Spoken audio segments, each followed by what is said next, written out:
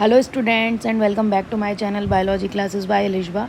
I know I'm so inactive nowadays because I'm having some trouble in my device. My Microsoft account is not working. So because of that I'm not able to make my PPTs. So yeah, I have another topic which is related to the medical science. So I'm taking this topic which is called angina pectoris. We will talk about it, and after some time I will be uploading NCERT videos. Don't worry about it. I'm getting lots of messages regarding NCERT videos, but yeah, soon I'll be making these videos. I'm looking for the option by which I can make those videos. So sorry for being so inactive. I will definitely upload videos on the daily basis now. Okay, so let's start our topic. One more thing, अगर आपने अभी तक मेरा channel subscribe नहीं किया है तो जल्दी से सब्सक्राइब कर लीजिए, क्योंकि बहुत जल्दी 10th और 12th का जितना भी सिलेबस है मैं यहाँ पर अपलोड करने वाली हूँ काफ़ी इजी लैंग्वेज में. बट आज मैं, ताकि मेरा जो चैनल है वो थोड़ा इनएक्टिव जो पहले से हो चुका है उसको मैं थोड़ा एक्टिव करने के लिए आज मेडिकल साइंस का एक टॉपिक स्टार्ट कर रही हूँ जिसका नाम है एंजाइना पेक्टोरिस.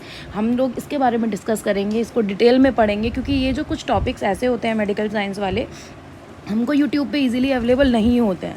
तो आई थॉट कि मुझे ऐसे टॉपिक्स को पिक करना चाहिए जो कि बच्चों को इजीली अवेलेबल नहीं हो पाते हैं और उनके जो डाउट्स होते हैं वो क्लियर नहीं हो पाते हैं. तो I will try to take those kind of topic जो कि हैं ही नहीं हमारे, मतलब यूट्यूब पर अगर हैं तो उनका अच्छी तरह से एक्सप्लेनेशन नहीं है या फिर हम लोग उनको नहीं समझ पाते हैं.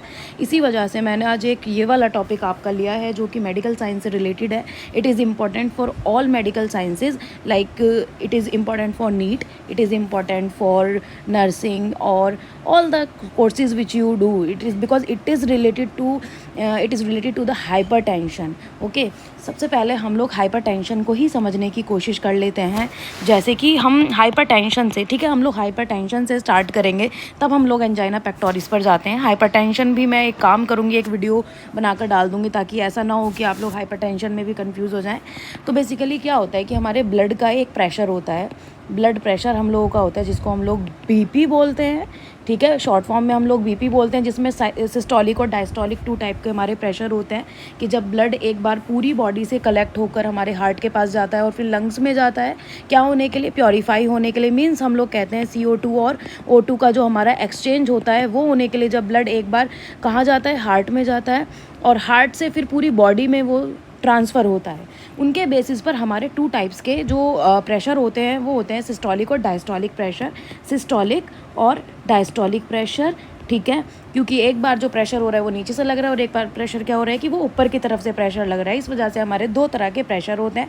जब भी हम बीपी मेज़र करते हैं तो 120 पर 80 करके ऐसे हमारी एक रीडिंग आती है, वो हमारी डायस्टोलिक और सिस्टोलिक वाला ही हमारा प्रेशर होता है, जिसकी 2 तरह की हमारी रीडिंग आती है. ये हो गई बात हमारी एक ब्लड प्रेशर की. अब क्या होता है, कभी कभी कुछ रीज़न ऐसे आ जाते हैं जिसकी वजह से इस प्रेशर पर बहुत ज़्यादा इफ़ेक्ट पड़ता है. और जब इस प्रेशर पर इफ़ेक्ट पड़ता है तो सबसे ज़्यादा इफ़ेक्ट होता है हमारे हार्ट के ऊपर. क्योंकि आप एग्जांपल लेके चलो कि अगर एक पाइप है, पाइप के अंदर एक प्रेशर के साथ वाटर जा रहा है, लेकिन एकदम से उसका अगर प्रेशर बढ़ा दिया जाए तो हो सकता है कि ये जो पाइप है ये एकदम फट जाए, है ना. ये वाली कंडीशन हो सकती है. सेम हमारी जो आर्टरीज़ होती हैं, जो हमारी कोरोनरी आर्टरीज़ हैं या फिर जो हमारी ब्लड वेसल्स हैं, उनके अंदर भी एक प्रेशर बना हुआ है. या तो वो प्रेशर एकदम बहुत ज़्यादा हो जाए या फिर वो प्रेशर कम हो जाए, तो हम लोगों को प्रॉब्लम होगी ही होगी. अगर प्रेशर ज़्यादा हो गया तो इनके फटने का बहुत ज़्यादा चांस होता है. अगर प्रेशर कम हो गया तो क्या होगा कि जो ऑक्सीजन यहाँ से अब जाना है, क्योंकि जो हमारी RBCs होती हैं वो हीमोग्लोबिन के साथ मिल के क्या काम करती हैं, हीमोग्लोबिन के साथ मिल के वो ऑक्सीजन को कैरी करती हैं. अब जब वो हीमोग्लोबिन के साथ ऑक्सीजन को कैरी नहीं कर पाएंगी तो जो coronary arteries, not only coronary arteries, जितनी भी हमारी आर्टरीज़ हैं जो ब्लड को कैरी कर रही हैं या पूरी बॉडी में लेकर जा रही हैं, उतना जो रिक्वायर्ड हमारा ब्लड है वो नेक्स्ट पार्ट तक नहीं पहुंच पाएगा. मीन्स उस ऑर्गन तक नहीं पहुंच पाएगा जिस ऑर्गन को रिक्वायरमेंट है. क्योंकि हमारे हर एक ऑर्गन को ब्लड की रिक्वायरमेंट होती है. और ऐसी कंडीशन आ जाती है कि जो नेक्स्ट वाला हमारा ऑर्गन होगा, सपोज़ इस आर्टरी को यहाँ पर और इस ऑर्गन में ब्लड को सप्लाई करना है, तो अगर यहाँ पर क्या होगा कि प्रेशर इसका बहुत ज़्यादा लो है तो क्या होगा, मतलब किसी रीज़न की वजह से, अभी हम लोग रीज़न डिस्कस करेंगे क्या वो रीज़न हो सकते हैं. तो सपोज़ फ्लो जो हो गया हमारे ब्लड का वो बहुत ज़्यादा स्लो हो गया, लेकिन इस ऑर्गन को तो उतनी ही ऑक्सीजन की रिक्वायरमेंट है क्योंकि एनर्जी बनानी है ऑक्सीजन से, और ऑक्सीजन के बिना हमारी लाइफ एग्जिस्ट कर भी नहीं सकती. तो जब हमारे जो ब्लड है उसका फ्लो बहुत ज़्यादा स्लो हो गया, स्लो होने की वजह से क्या होगा कि इसके पास ऑक्सीजन की जो सप्लाई हो जाएगी वो भी स्लो हो जाएगी, और ऑक्सीजन की क्या हो जाएगी, कमी हो जाएगी, लेस ऑक्सीजन इसके पास पहुँचेगी. लेस ऑक्सीजन अगर इसके पास पहुँचेगी तो ये एनर्जी नहीं बना पाएगा, बाकी के फंक्शंस भी नहीं हो पाएंगे, तो धीरे धीरे क्या होगा, इस ऑर्गन में प्रॉब्लम होनी स्टार्ट हो जाएगी और ये ऑर्गन जो होगा हमारा डैमेज होना स्टार्ट हो जाएगा। जब ये जो ऑक्सीजन की कमी होती है, इस कमी को भी हम लोग इस्चीमिया का नाम देते हैं, जिसको बोलते हैं ऑक्सीजन की कमी होना ब्लड में, यानी ब्लड की वजह से हमारे किसी ऑर्गन में ऑक्सीजन की कमी हो रही है। तो हाइपरटेंशन हम उस कंडीशन को कहते हैं जिसके अंदर जो हमारा ब्लड प्रेशर होता है वो बहुत ज़्यादा हाई हो जाता है, और ब्लड प्रेशर हाई होने की वजह से हमें बहुत सारी प्रॉब्लम्स क्रिएट होती हैं, मतलब डिसऑर्डर्स हो जाते हैं, बहुत अलग अलग तरह की बीमारी हो जाती हैं हमें। और हाइपरटेंशन बेसिकली वही है, हाई ब्लड प्रेशर को हम लोग बोलते हैं। उसी में ही हमारी एक कंडीशन आती है एंजाइना पेक्टोरिस की, उसी के बारे में आज हम लोग डिस्कस करने वाले हैं। जैसे भी मैंने आपको बताया कि या तो बहुत ज़्यादा ब्लड की सप्लाई हो रही है या ब्लड की बहुत ज़्यादा कमी हो गई। ये जो एंजाइना पेक्टोरिस होता है ये ऐसी कंडीशन होती है जो कि इस्चेमिक चेस्ट पेन होता है। अभी हमने इस्चीमिया के बारे में पढ़ा था कि इस्चीमिया जो होता है वो हमारा क्या होता है, लैक ऑफ ब्लड सप्लाई को हम लोग इस्चीमिया कहते हैं। तो यहाँ पर भी हमारा क्या होने वाला है, चेस्ट के अंदर जब ब्लड की सप्लाई कम हो जाएगी, यानी ऑक्सीजन की जब कमी हो जाएगी, उस कंडीशन को हम लोग एंजाइना पेक्टोरिस कहते हैं। ये तो हो गई बिल्कुल सिंपल वाली बात। अब जो एंजाइना पेक्टोरिस है ये एक लैटिन फ्रेज लिया गया है जिसका मतलब होता है स्ट्रेंगलिंग इन द चेस्ट, यानी जो चेस्ट है उसके अंदर कुछ कमी होना, कुछ दर्द होना, या फिर होता है ना रुक रुक के कोई काम होता है उसको हम स्ट्रेंगलिंग कहते हैं, अटक अटक के कुछ होना, वहाँ से इस वर्ड को लिया गया है। जो एंजाइना है ये एक सिंड्रोम है। सिंड्रोम क्या होता है, हमारे सिंड्रोम कभी भी कोई एक बीमारी नहीं होती। सिंड्रोम का मतलब होता है कि बहुत सारी बीमारियों के मिलने से जब कोई एक एबनॉर्मेलिटी बन जाए उसको हम लोग सिंड्रोम कहते हैं, यानी हम लोग इसको ग्रुप ऑफ डिजीज़ भी कह सकते हैं, जो कि कैरेक्टराइज्ड होता है एपिसोड्स ऑफ, मतलब बहुत सारे आपके ऊपर पेन होगा, प्रेशर पड़ेगा, या फिर जो सेंटर होता है चेस्ट का या फिर जो ब्रेस्ट बोन होती है उसके जस्ट पीछे की तरफ आपको बहुत ज़्यादा प्रेशर फील होगा, पेन फील होगा। ये कब होता है, जब हमारी हार्ट की मसल्स, हार्ट की कौन सी वाली मसल्स को हम लोग मायोकार्डियम कहते हैं, उनके पास प्रॉपर अमाउंट में ब्लड नहीं पहुंच पाता है। तो वही वाली बात आ गई, अगर मायोकार्डियम के पास ब्लड प्रॉपर अमाउंट में नहीं पहुंच पाएगा तो ऑक्सीजन की कमी हो जाएगी, जबकि इसको बहुत ज़्यादा रिक्वायरमेंट होगी, हर एक ऑर्गन को बहुत ज़्यादा रिक्वायरमेंट है। तो क्या होगा कि इसको बहुत ज़्यादा रिक्वायरमेंट है, किस रीज़न की वजह से वो ब्लड नहीं पहुँच पा रहा है, दो रीज़न हो सकते हैं। अब आपकी जो आर्टरीज़ हैं वो दो रीज़न की वजह से ब्लड को आगे की तरफ सप्लाई नहीं कर पा रही हैं। जैसे कि हमारी आर्टरीज़ हैं कि जब बहुत ज़्यादा फैटी हम लोग खाते हैं, सर्दियों में क्या होता है कि सर्दियों में आपने सुना होगा बहुत ज़्यादा हार्ट स्ट्रोक हो गया या फिर किसी को हार्ट अटैक आ गया, वो इस वजह से आता है सर्दियों में, जब बहुत ज़्यादा ऑयली हम लोग खाना स्टार्ट कर देते हैं। बेसिकली ये 50 की एज के बाद होता है, और ख़ासकर मेल में ये लोग ये जो कंडीशन है ये पाई जाती है फीमेल्स में, मेल के कंपेरिजन में बहुत कम पाई जाती है। तो क्या कंडीशन हो रही है कि धीरे धीरे क्या होगा, जो आपके फ़ैट है वो ऐसे जो हमारी आर्टरीज़ हैं उस पर कलेक्ट होना स्टार्ट हो जाए। तो अब जो आर्टरीज़ का स्पेस है वो इतना था, ये वाला हम लोगों ने माना सपोज़ इतना था स्पेस। अब जब यहाँ पर हमारा बहुत ज़्यादा फैट इकट्ठा हो गया तो इसका जो स्पेस है वो इतना हो गया, मीन्स अब वो पतला पाइप हमारा हो गया है, तो वो नैरो हो गया। नैरो होने की वजह से क्या होगा, अब जो ब्लड बहुत ज़्यादा अमाउंट में, सपोज़ 1 लीटर ब्लड जा रहा था, अब वो 500 ml ब्लड वहाँ से जा रहा है। लेकिन जो आगे वाला ऑर्गन है, जो हमारा मायोकार्डियम है, उसको रिक्वायरमेंट तो अभी भी उतनी ही है, लेकिन उतना ब्लड सप्लाई नहीं हो पा रहा है, तब ये कंडीशन हमारी बन जाती है। दूसरा क्या हो सकता है कि जैसे हम पाइप से पानी आगे की तरफ लेकर जा रहे हैं या फिर फ्लो करा रहे हैं, कहीं पे कार वॉश कर रहे हैं हम अपनी, और बीच में मिट्टी अटक जाए, तो क्या होगा कि पानी आगे की तरफ फ्लो कर ही नहीं पाएगा क्योंकि मिट्टी अटक चुकी है। सेम अगर ये वाला जो फैट है हमारा टूट कर अगर यहाँ पर कहीं पर भी इकट्ठा हो जाए तो ये इसका रास्ता ब्लॉक करेगा, ब्लड जो आगे की तरफ पुश होना चाहिए वो आगे की तरफ पुश हो ही नहीं पाएगा, और अगर आगे की तरफ पुश नहीं हो पाएगा तो क्या होगा, आगे वो सप्लाई नहीं हो पाएगा, जिसकी वजह से हमारी कौन सी कंडीशन आ जाएगी, एंजाइना पेक्टोरिस वाली कंडीशन आ जाएगी। एंजाइना जो होता है वो एक सिम्टम होता है किसी एक कंडीशन का, जिसको हम लोग मायोकार्डियल इस्चीमिया कहते हैं। मींस जब मायोकार्डियम के अंदर इस्चीमिया हो जाता है, मींस हमारी हार्ट की जो मसल्स हैं उनके अंदर ऑक्सीजन की कमी हो जाती है, वो एक सिम्टम हमको शो करता है जिसको हम एंजाइना कहते हैं। बेसिकली हमारा जो हार्ट होता है बहुत ज़्यादा दबा बहुत ज़्यादा टाइट हम लोगों को फील होता है, ऐसा लगता है कि अभी किसी ने मुट्ठी में भींच लिया है, उसी कंडीशन को हम लोग एंजाइना पेक्टोरिस कहते हैं। अब अभी हमने समझा कि नैरो हो जाती हैं या ब्लॉक हो जाती हैं, उन कंडीशंस को भी कुछ नाम दिया गया है मेडिकल साइंस में। जैसे कि हमने एक वेसल का डायग्राम बनाया हुआ है, जैसे कि वेसल है, वेसल के जो कॉर्नर्स होते हैं, मतलब जो इसका माउथ होगा या फिर हम कह सकते हैं इसकी जो चौड़ाई होती है उसको हम लोग ल्यूमन बोलते हैं, जो ऊपर वाला इसका पार्ट होता है इसको ल्यूमन बोलते हैं। अब नॉर्मली हमारी जो वेसल है वो इतनी चौड़ी है, अभी हमने बात की, सपोज़ वो इतनी ज़्यादा चौड़ी है और इतना ज़्यादा उसके अंदर से ब्लड फ्लो हो सकता है। धीरे धीरे क्या होगा कि फैटी जो है हमारा फैट यहाँ पर इकट्ठा होना स्टार्ट हो गया। इस फैट के इकट्ठे होने को हम लोग बोलते हैं एथेरोस्क्लेरोसिस। ये एक प्रोसेस है जिसके अंदर फैट का डिपोजिशन हो जाता है हमारी वेसल्स के अंदर की तरफ। ल्यूमन को छोटा कर देंगे। अब जो हमारा ल्यूमन है अब इतना बड़ा था, वो ल्यूमन धीरे धीरे इतना छोटा हो जाएगा। तो जब छोटा होगा तो उसके अंदर से सप्लाई कम ही कम होगा। एक कंडीशन हमारी ये होती है। दूसरा क्या होगा कि धीरे धीरे क्या होगा कि ये जो फैट का डिपोजिशन है यही पिघल पिघल कर अगर बीच में ब्लॉकेज कर दे, उसको हम बोलते हैं थ्रोम्बस। थ्रोम्बस का फॉर्मेशन कर दे, ब्लॉकेज बना दे, उस कंडीशन में भी क्या होगा, ब्लड आगे की तरफ सप्लाई नहीं किया जाएगा। आप इस डायग्राम में भी देख सकते हैं, यहाँ पे हार्ट में मायोकार्डियल का लिया हुआ है और आप देख सकते हैं कि क्या हो रहा है कि प्लग जो है वो कॉर्नरी आर्टरीज में इकट्ठा होना स्टार्ट हो गया है। और यही चीज़ मैं आपको यहाँ पर समझाने की कोशिश कर रही हूँ। अब जब थ्रोम्बस हो जाएगा तो जो हमारी ब्लड वेसल्स होती हैं उसके अंदर कुछ केमिकल्स पाए जाते हैं जो कि रिलीज़ होते हैं, जो कि हेल्प करते हैं कि जो हमारा ब्लड है वो कोगुलेट ना हो, वो जमे ना ब्लड के अंदर, क्योंकि अगर ब्लड जम जाएगा तो वो तब भी ब्लॉकेज कर देगा। तो इसीलिए हमारे ब्लड के जो ये वेसल्स हैं इनके अंदर कुछ केमिकल्स रिलीज़ होते हैं। इसकी ल्यूमन मतलब इसकी जो लेयर है, इसकी जो स्किन लेयर है वहाँ से कुछ केमिकल्स रिलीज़ होते हैं, जैसे कि नाइट्रिक ऑक्साइड, प्रोस्टेसाइक्लिन, जो कि हेल्प करते हैं हमारे क्लॉटिंग को प्रिवेंट करने में। अब क्या हो रहा है कि इन्होंने जो इसकी ये वाली स्किन वाला जो हमारा ये लेयर है, जो आउटर लेयर है, इसको पूरी तरह से कवर कर लिया है। ये जो हमारे केमिकल्स हैं ये यहीं से रिलीज़ होते हैं। लेकिन अब जब इसने इसको कवर कर लिया है तो ब्लड की क्लॉटिंग प्रिवेंट करने के लिए जो केमिकल्स रिलीज़ होने थे उनका भी रास्ता यहाँ पर ब्लॉक हो चुका है, जिसकी वजह से क्या होगा कि ब्लड प्रिवेंट भी नहीं हो पाएगा। ब्लड की जो क्लॉटिंग है उसको भी ये प्रिवेंट नहीं कर पाएंगे। मतलब जो ब्लड का थक्का बनना था वो अब बनना स्टार्ट हो जाएगा, क्योंकि पहले ये क्या काम कर रहे थे, दोनों केमिकल ब्लड को जमने नहीं दे रहे थे हमारी वेसल्स के अंदर।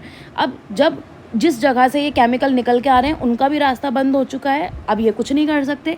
ये क्या काम करेंगे कि ब्लड जम रहा है तो जमने दो, ये रिलीज़ नहीं हो पा रहे तो फिर रुकाएंगे कैसे ब्लड को जमने से, जिसकी रीज़न की वजह से क्या हो रहा है कि थ्रोम्बस में अब आपके ब्लड की क्लॉटिंग भी स्टार्ट हो रही है और क्या होगा कि ब्लड आगे की तरफ सप्लाई नहीं हो पाएगा, क्योंकि बहुत ज़्यादा ब्लॉकेज वहाँ पर हो गया है। अब मायोकार्डियल इस्चीमिया, जब ये वाली कंडीशन आ जाती है कि ब्लड सप्लाई बिल्कुल बंद हो चुकी है या ब्लड सप्लाई हो नहीं रही है, बहुत ज़्यादा लेस हो गई है, तो एक क्रॉनिक कंडीशन ले लेती है जिसको बोलते हैं myocardial infarction.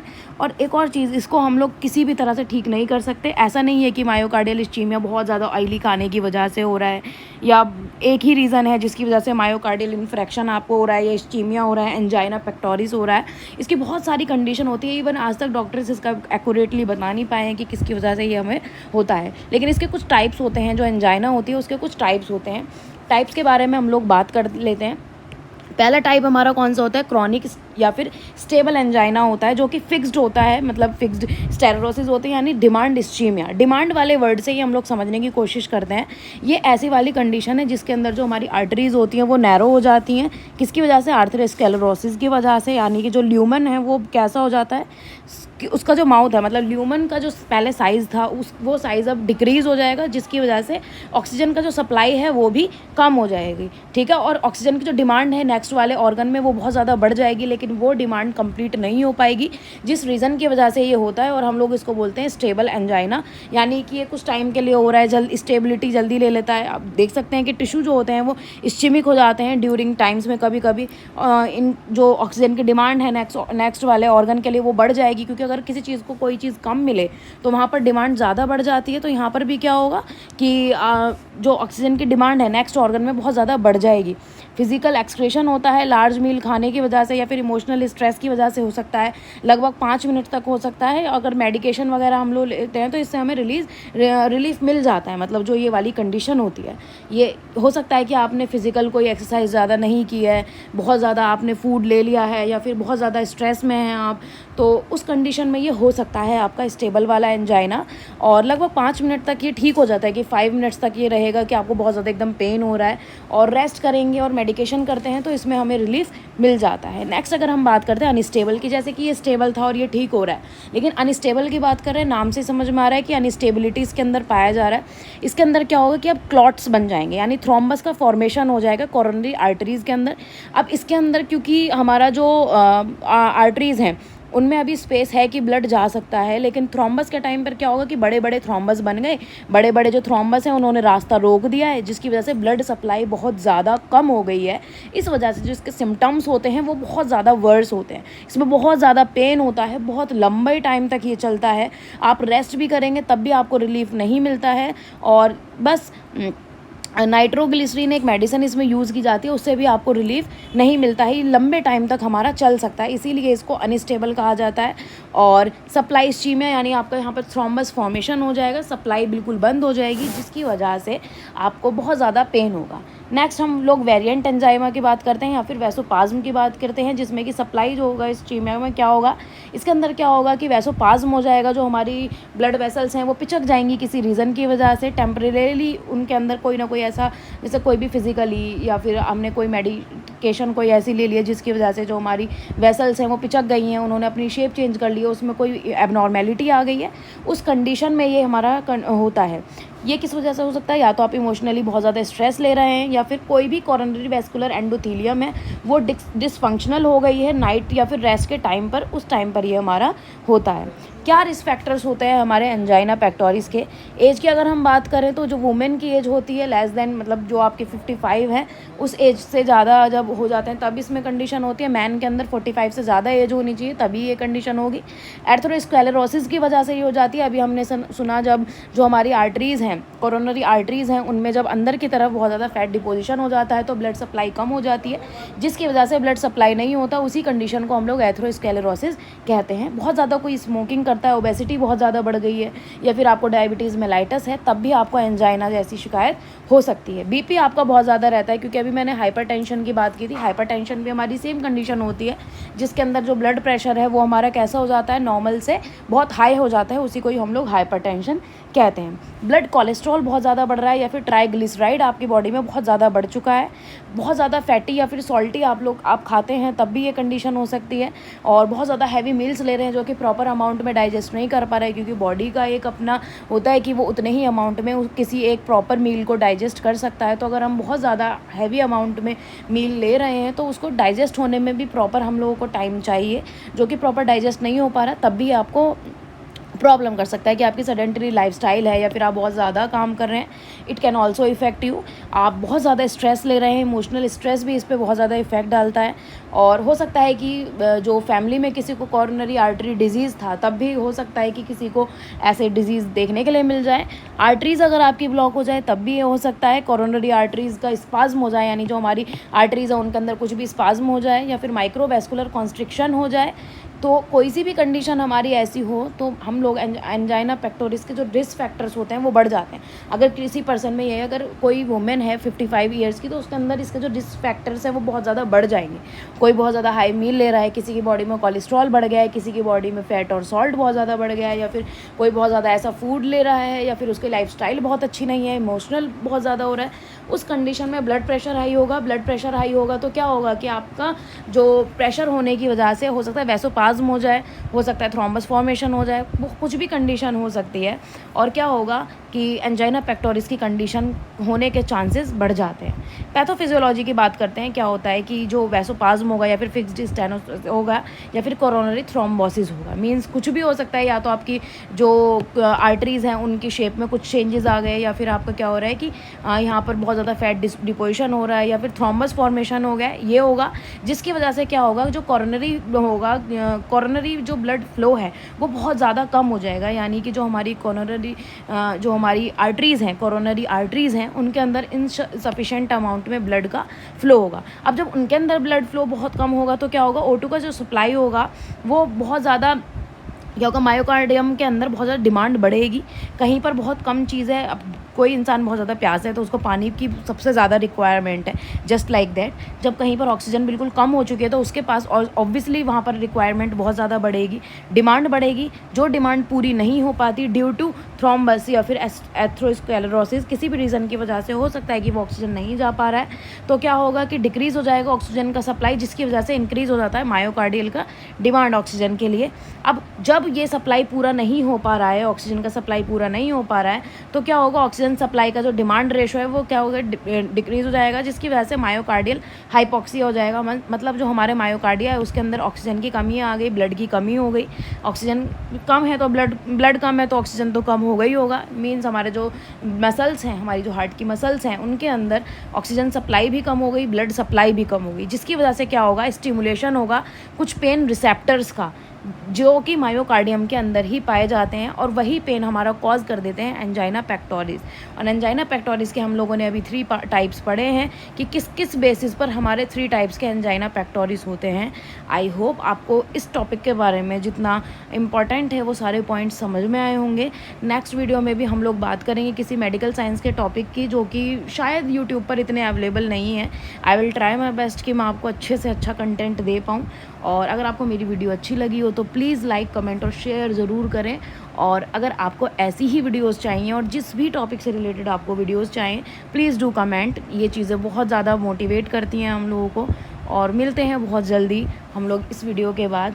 Okay, have a good day, thank you.